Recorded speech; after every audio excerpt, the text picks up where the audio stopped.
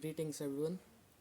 I am Harshit, a student of Jawahar Navodaya Vidyalaya Mungeshpur, class 11 science, and today I am going to share my views about gender sensitization.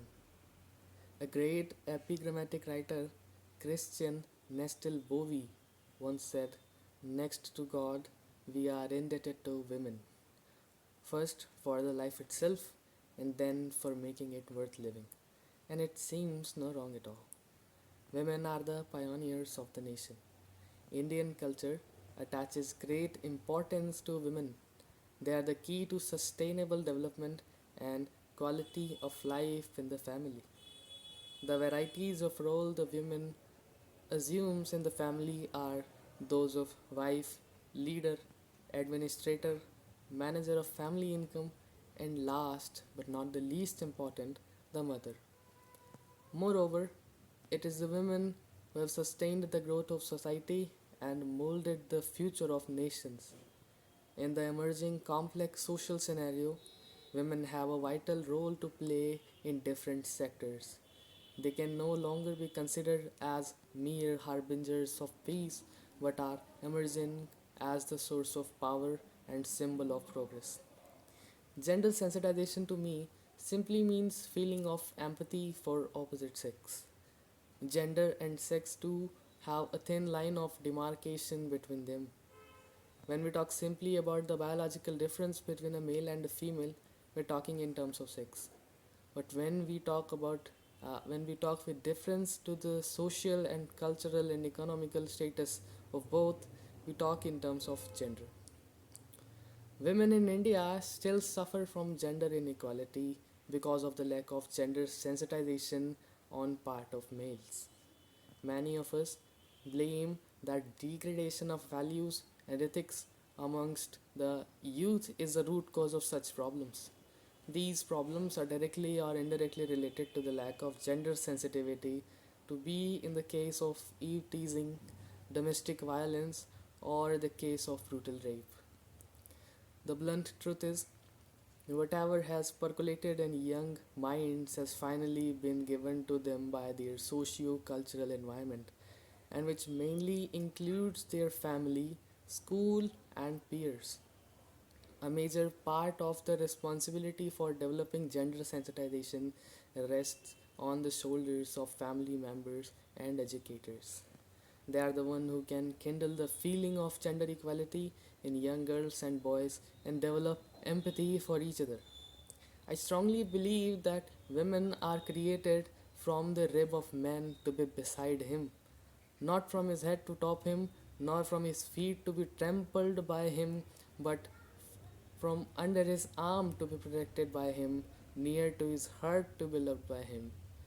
Gender equality is more than a goal in itself. It's a precondition for meeting the challenge of reducing poverty, promoting sustainable development, and building good governance.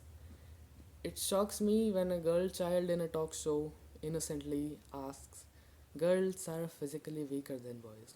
How can they fight against them?"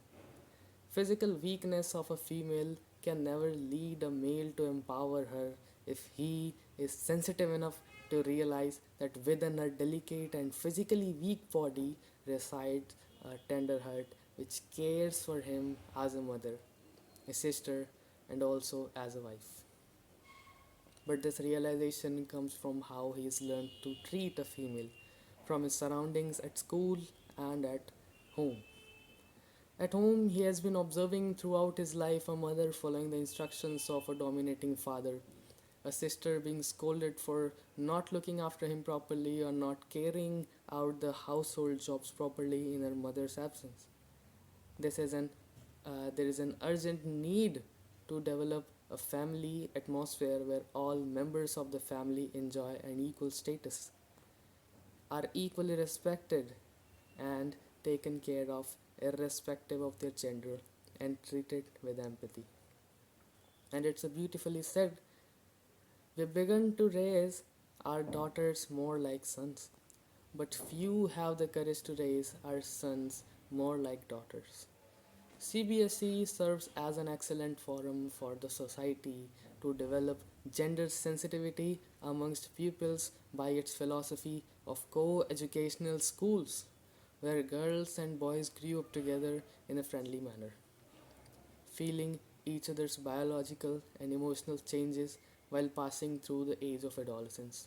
They learn to respect each other's feeling and understand their psychological needs.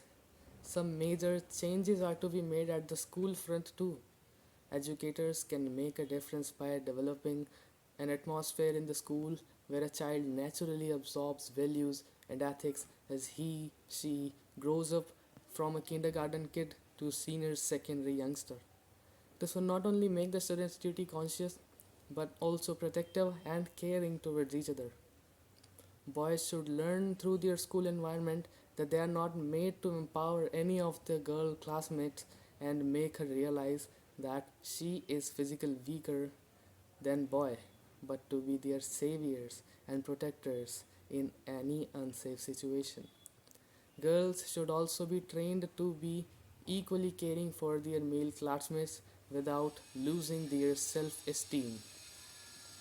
In the present scenario, social curriculum should focus on empowerment of girl education by creating awareness amongst girls regarding psychological and physical changes of adolescence.